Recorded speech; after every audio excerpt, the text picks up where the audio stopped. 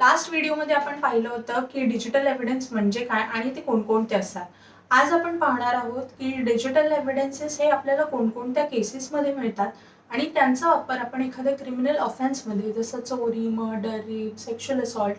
किंवा एखादा property dispute यांमध्ये CCTV फुटेज थ्रू किंवा एखाद्या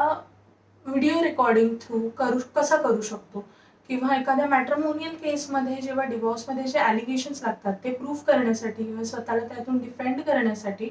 आपण डिजिटल एव्हिडन्सचा कसा वापर करू शकतो. सो बेसिकली हे डिजिटल एव्हिडन्स कोर्टात प्रेझेंट करण्यासाठी ते कम्प्लीट असले पाहिजेत, ते रिलायबल असले पाहिजेत आणि मोस्ट इम्पॉर्टंट ते ऑथेंटिक असले पाहिजेत. तर ॲज अ फॉरेन्सिक एक्सपर्ट म्हणून आम्ही हे डिजिटल एव्हिडन्स ऑथेंटिकेट करून देतो